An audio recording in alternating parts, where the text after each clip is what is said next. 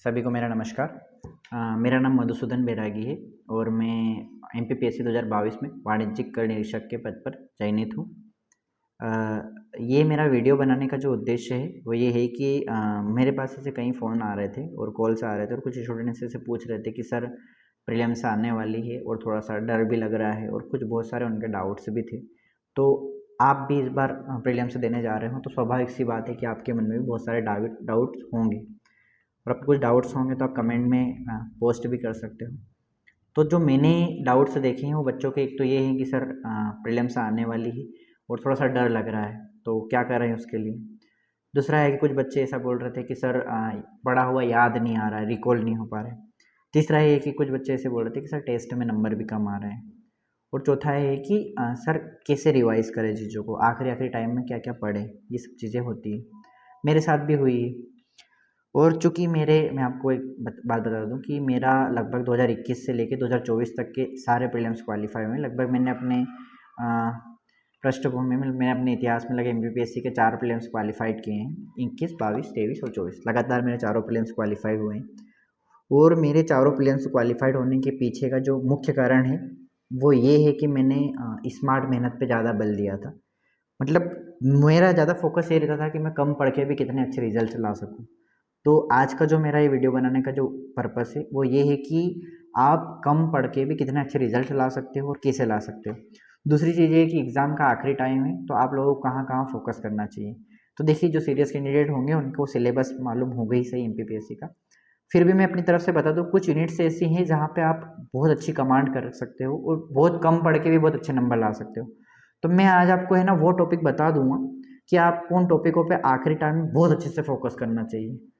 और मेरी जितनी समझ है इन 4 साल के अनुभव में जितना मैंने सीखा है प्रीलिम्स से निकालने के दौरान, तो मेरी एक समझ इतनी अच्छी बैठी है कि मुझे पता है कि क्वेश्चन कहाँ से आएगा और मुझे पता कैसे चल रहा है। तो ऐसा नहीं है कि मेरे पास आयोग में किसी के कॉन्टैक्ट नंबर है कि वो मुझे बता देते हैं कि मुझे कैसे पता चल रहा है। आपको भी पता चल सकता है। आपको कैसे पता चल सकता है?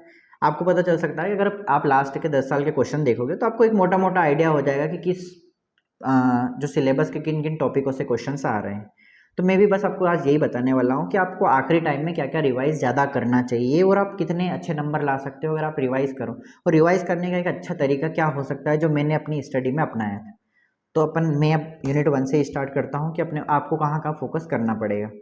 जितनी सलाह है तो अब मैं आपको ये बता दूँगा कि आपको जिन-जिन टॉपिकों पे फ़ोकस करना है मैं उनके नाम बता दूँगा और जिनके बिना आपका काम चल सकता है तो वो अकॉर्डिंगली सिलेबस में है इसे ऑलरेडी मेंशन।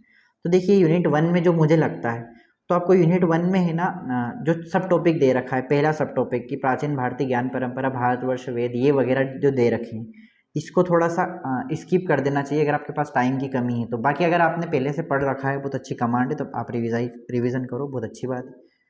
दूसरी चीज़ टॉपिक 2 भी आपको स्किप करना चाहिए, प्राचीन मध्यकालीन भारत का इतिहास।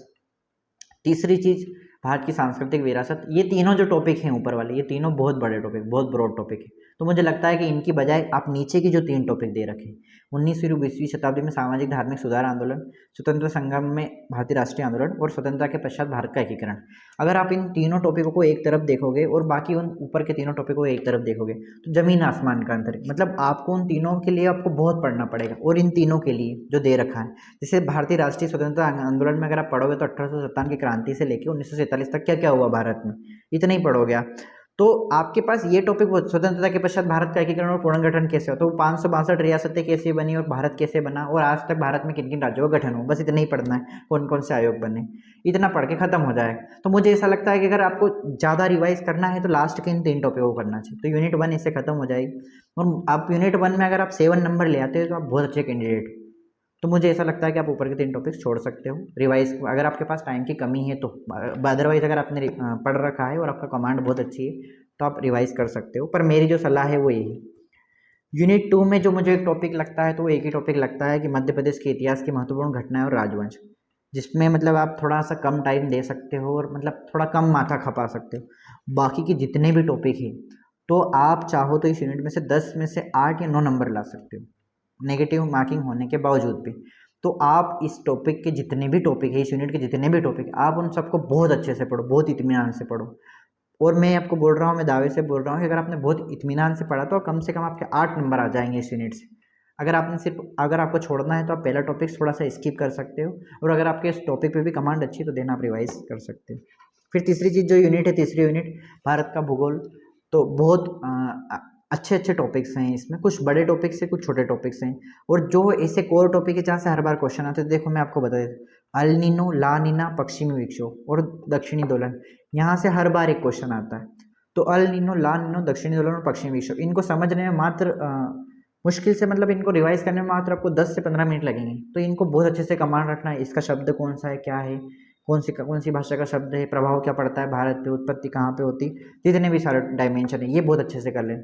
उसके बाद पर्वत, पठार, पहाड़ियाँ, मैदान, नदियाँ, झीलें, तो ऊपर ऊपर सारी देख लेना। उसके बाद में ऊर्जा के पारंपरिक और गैर पारंपरिक ऊर्जा स्रोत, ये बहुत अच्छे से कर लेना। यहाँ से क्वेश्चन आते ही है, फिक्स है ये क्वेश्चन, हर बार एक नया क्वेश्चन आते ही। प्रमुख फसलें से हर बार क्वेश्चन आता है, जो जो डेटा होंगे, कौन सा राज्य प्रथम है, द्वितीय, तृतीय, ये डेटा देख सकते हो आप। भारत में प्राकृतिक खतरे, तो अगर आप आपदा प्रबंधन पढ़ोगे तो वहाँ इसको कवर किया ही होगा। भारत के लास्ट टाइम के जो चक्रवात आए हैं, लास्ट की जो 2-3 साल में जो चक्रवात आए हैं उनको अच्छे से देख लेना, तो ये इनफ। सबसे जो ज़्यादा इंपॉर्टेंट टॉपिक है वो है जनसंख्या वृद्धि, वितरण, घनत्व, ग्रामीण नगरीय प्रवाह। तो जो जनसंख्या 2011 के जनगणना के टॉपिक है, इनको बहुत अच्छे से कवर करके जाना है स्टूडेंट्स। मेरी राय स्पेशली इसलिए है कि हर बार एमपीपीएससी के प्रीलिम्स में 3 क्वेश्चन जो है भारत की और मध्य प्रदेश की जनगणना से मिलकर देखने को मिलते ही हैं। तो आप बहुत कम पढ़ के भी इसमें बहुत अच्छे रिजल्ट ला सकते हो। तो मुझे ऐसा लगता है कि अगर आप भारत के भूगोल को, आप ऐसे कोई भी टॉपिक नहीं जो ज़्यादा पढ़ें, और आप मुश्किल भूगोल में आप बहुत अच्छा रिवाइज करोगे तो कम से कम आपके 8 नंबर आराम से आ सकते हैं। और इसमें जो टॉपिक्स हैं छोड़ने लायक, तो वो मुझे इससे कोई खास टॉपिक लगते नहीं कि छोड़ना चाहिए, और मुझे ऐसा लगता है कि थोड़ा ज्योग्राफी इजी सब्जेक्ट है तो आप आराम से कर सकते हो। तो आप इसमें कम से कम 8 नंबर ला सकते हो। इसके बाद यूनिट 2 में भी 8 से 9 नंबर ला सकते हो, और आप अगर इतिहास में आप 7 नंबर भी लाए तो आप बहुत अच्छे स्टूडेंट्स में काउंट हो जाओगे। बात करें चौथी यूनिट की, सबसे ईजी यूनिट, अगर आप ट्राई करेंगे तो 10 में से 10 नंबर आ सकते हैं। अगर आप मध्य प्रदेश की परीक्षा धाम पढ़ लेंगे या कोई सी भी स्टैंडर्ड बुक पढ़ लेंगे तो आप 10 में से 10 क्वेश्चन इजीली करेक्ट कर दोगे, और 10 में से 9 तो आपके हो ही जाएंगे। इसमें ऐसा कोई भी टॉपिक नहीं है जिसका मैं सुझाव दूँ कि आप इसको छोड़ना, क्योंकि इसमें आराम से आप कर सकते हो। दूसरी चीज़ की यूनिट 5, भारत की मध्य प्रदेश की संवैधानिक व्यवस्था, तो इसमें हर बार क्वेश्चन आते ही हैं। कुछ टॉपिक ऐसे हैं जिनमें से हर बार क्वेश्चन आते हैं, तो उसने साफ साफ लिख रखा है संविधान सभा और ये जितने भी टॉपिक दे रखे हैं, यहाँ से हर बार क्वेश्चन आते हैं। तो मुझे ऐसा लगता है कि ये यूनिट भी आपको 10 में से 10 नंबर दिला सकती है, और इसमें भी बहुत कम ही पढ़ना पड़ता है। मतलब ये ऐसी यूनिट हैं, जो ऐसे टॉपिक है जहाँ मैं आपको बता रहा हूँ कि यहाँ निश्चितताएँ हैं कि आप इतना पढ़ोगे तो आपका हो जाएगा। फिर इसके बाद में यूनिट 6 की बात करें अपन, तो यूनिट 6 में जो दे रखा है, तो मैं आपको जो सजेस्ट कर रहा हूँ वो टॉपिक्स जो आप बहुत अच्छे से कमांड करके जाना, जहाँ से हर बार क्वेश्चन देखने को मिलते हैं। एक तो एक कि सतत विकास लक्ष्यों में मध्य प्रदेश की प्रगति, मतलब जो भी 17 विकास लक्ष्य हैं अपने जो गोल बनाए उनमें क्या स्थिति है मध्य प्रदेश की, वो 4 कैटेगरीज बनी है वो देख लेना। 1 डिस्ट्रिक्ट 1 प्रोडक्ट बहुत अच्छे से करके जाना, एक क्वेश्चन हमेशा आता ही है। इसके बाद में आर्थिक सर्वेक्षण देख के जाना है इस यूनिट में, जो जो टॉपिक दे रखे हैं उसके रेफरेंस में आर्थिक सर्वेक्षण के क्वेश्चन आंसर देख लेना एक बार। रिजर्व बैंक से हर बार एक आध क्वेश्चन देखने को मिलते ही है, या वाणिज्यिक बैंक और एनबीएफसी से, इनको एक बार अच्छे से कवर करके जाना। और लास्ट में जो दे रखा है G20, सार्क तथा एशियन, तो इनको एक बार देख लेना मोटा मोटा। पर बाकी हाँ, इनमें 1 डिस्ट्रिक्ट 1 प्रोडक्ट और ये सतत विकास लक्ष्य में प्रगति, और ये जो टॉपिक्स हैं ये कोर टॉपिक्स हैं, यहाँ से आपके क्वेश्चन बनने चाहिए। और आर्थिक सर्वेक्षण बहुत इंपॉर्टेंट है इसमें। आर्थिक सर्वेक्षण अगर आपने कर लिया तो आपके क्वेश्चन बहुत अच्छे से बन जाए। और मुझे ऐसा लगता है कि इस यूनिट में डेटा बहुत मायने रखता है, तो अगर आप, मतलब डेटा क्या है थोड़ा कम याद रह पाता है, तो आप एक काम करना, इसमें एक शॉर्ट नोट बना लेना अगर आपके पास टाइम हो तो, या अगर किसी ने पढ़ रखा तो इसको रिवाइज करना उन टॉपिक को जो जिनके मैं बता रहा हूँ कि वो ज़्यादा इंपॉर्टेंट है। बाकी अगर आप मोटा मोटा देखोगे तो इतनी बड़ी यूनिट भी नहीं है ये, अगर आप आर्थिक सर्वेक्षण से पढ़ सकते हो तो ये काफ़ी इजी हो जाएगी। और इसमें अगर आपके 7 नंबर भी आते हैं तो बहुत अच्छी बात है, बहुत अच्छी कंडीशन में आप रहोगे अगर आप 7 नंबर भी लेके आ जाते हो तो।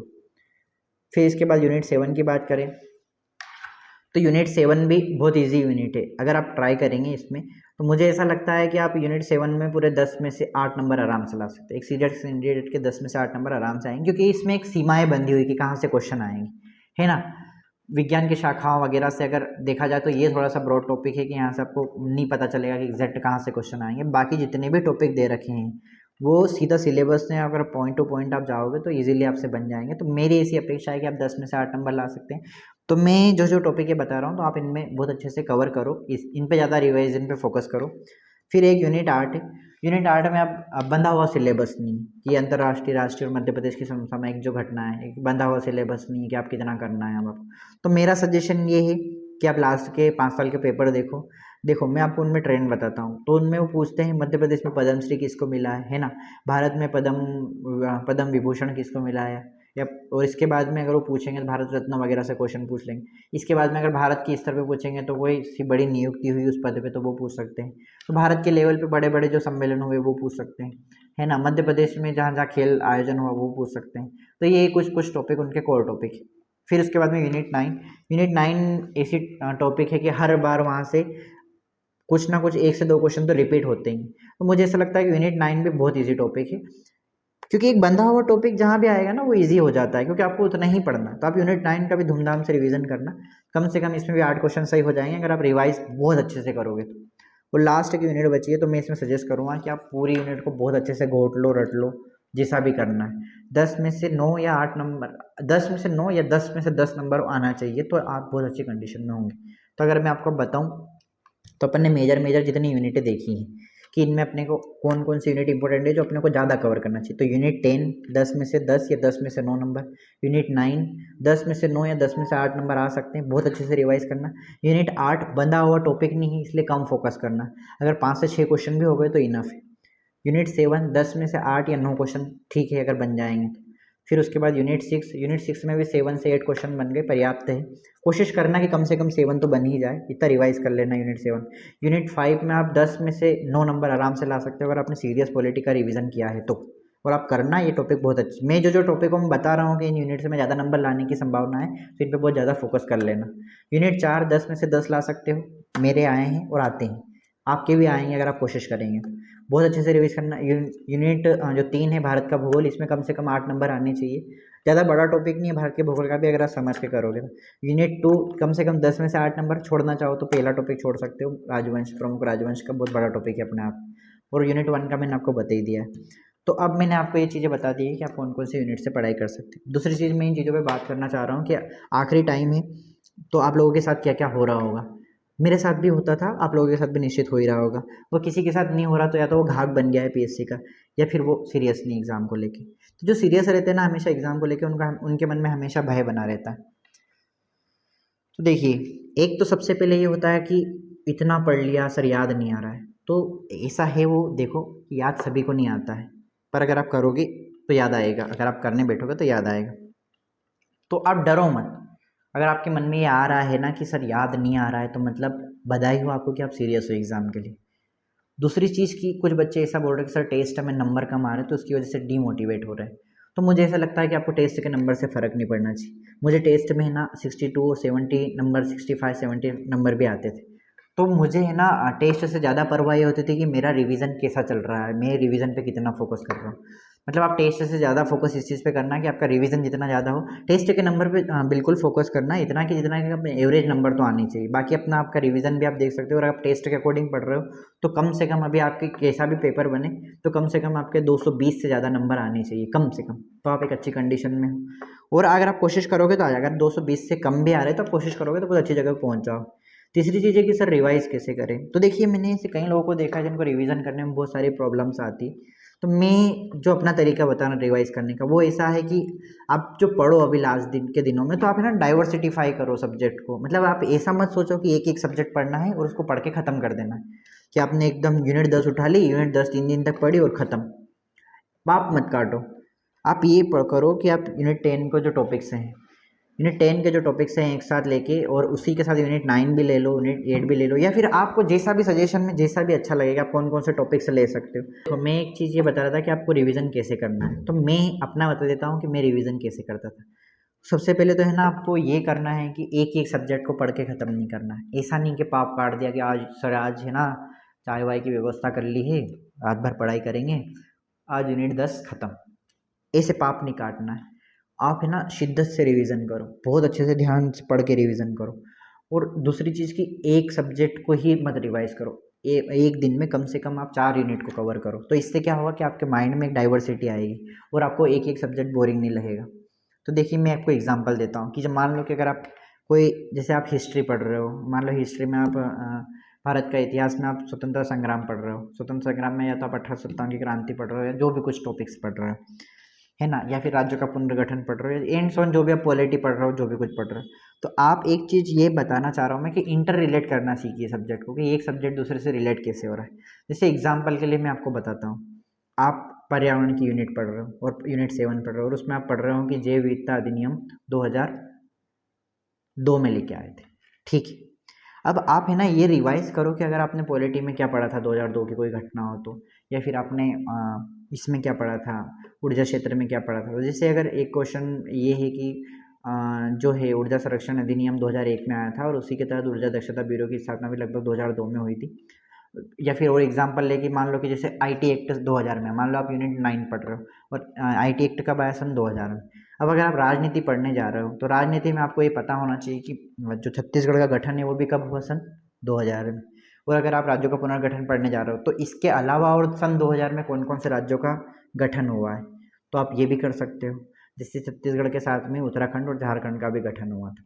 तो आपको एक क्या होगा कि आप पढ़ने गए थे तो आईटी एक्ट सन 2000 में, पर आपको दो चीज़ें और रिकॉल हो गई। कौन कौन सी, कि अदर दो राज्यों का पुनर्गठन कब हुआ, तो आपने एक यूनिट 1 का कवर भी कर लिया और एक अपने मध्य प्रदेश की राजनीति का भी टॉपिक कवर कर लिया। तो मैं आपको ये बताता हूँ कि आप रिवीजन में है ना इस चीज़ पे फोकस करो कि आप कैसे सब्जेक्ट को एक साथ एक प्लेटफॉर्म पे ला सकते हो। आप है ना पास में मोबाइल लेके बैठो, जैसे कुछ टॉपिक्स आप पढ़ रहे हो, लाइक कि मान लो कि आप पढ़ रहे हो सन 1965 में कुछ घटना पढ़ रहे हो, है ना, कि 1965 या 1962 या जो भी एंड्स ऑन कोई भी ईयर ले लेते हैं। मान लो एग्जांपल के लिए अपन ने 1969 ले लिया कि 1969 में मान लो आप पढ़ रहे हो इकोनॉमिक्स, और इकोनॉमिक्स में आपने टॉपिक पढ़ा है कि 1969 में 14 बैंकों का राष्ट्रीयकरण हुआ था। तो आप जब ये पढ़ रहे हो तो आपको यूनिट 7 का वो टॉपिक याद आना चाहिए कि इसरो की स्थापना भी कब हो रही थी, 1969 में। अगर आप ये पढ़ रहे हो तो आपको महात्मा गांधी का बर्थडे भी याद आ जाना चाहिए कि लगभग आज से 100 साल पहले महात्मा गांधी का बर्थडे था, उन्हें जन्म हुआ था उनका। तो आप ये रिवाइज कर सकते हो ऐसे करके। और 1969 में कुछ विशेष हुआ हो तो आप वो भी याद कर सकते हो। जो जो घटनाएं हो गई तो आप एक दूसरे से रिलेट करके याद कर सकते हो। इससे क्या होगा कि आपका रिवीजन अच्छा हो जाए। तीसरी चीज़ ये है कि एग्ज़ाम में सभी के साथ होता है। मैं आपको एक चीज़ बताता हूँ कि मेरा जो एग्ज़ाम देने का पैटर्न है तो वो ऐसा है कि आप लोगों को मैं सजेस्ट करूँगा कि आप ऐसा कर सकते हो। जब भी आप एग्ज़ाम का पेपर देखो ना तो आप ऑप्शंस को छुपा लो, आप क्वेश्चन को कवर करो और ऑप्शन को छुपा लो, हाथ से छुपा लो और क्वेश्चन पढ़ के देखो। इससे होगा ये कि आपको है ना डाउट कम आने लगेंगे। जैसे अगर क्वेश्चन पूछा जाए कि सतपुड़ा ताप विद्युत केंद्र कहाँ है, तो आपने ऑप्शन को छुपा लिया, हाथ से छुपा लिया। अब आप इमेजिन करो कि जहाँ आपने पढ़ा था रिवाइज करो तो आपके माइंड में आया कि सारणी बैतुल में, तो अब आपको ऑप्शन उसके बाद देख के आंसर लगा दिया। तो इससे क्या होगा कि आपका कॉन्फिडेंस बढ़ेगा और आप कन्फ्यूज़न होने से बचोगे। इसके बाद में तीसरी चीज़ ये है कि आप पेपर देने जाओ तो बिल्कुल भी घबराना नहीं, बहुत शांत होकर पेपर देने जाना है। आप जितना शांत रहोगे आपका पेपर उतना अच्छा जाएगा। मैं ये भी है कि आपको कम से कम है ना घबराना है एग्ज़ाम, मतलब घबराना ही नहीं है। या तो आप जाओ बैठो 2 घंटे के एग्ज़ाम में, आप आराम से बैठ सकते हो, आराम से पेपर हल कर सकते हो। तो आप शुरू के 10 मिनट है ना पेपर को लेके खाली बैठ ही जाओ, शांति से बैठ जाओ, खुद को रिलैक्स करो। जिनका पहला प्रयास है वो तो स्पेशली खुद को रिलैक्स करो। खुद को रिलैक्स कर लेगा ना वो व्यक्ति जिसने अपने आप को संभाल लिया, वो पेपर को आराम से संभाल लेगा।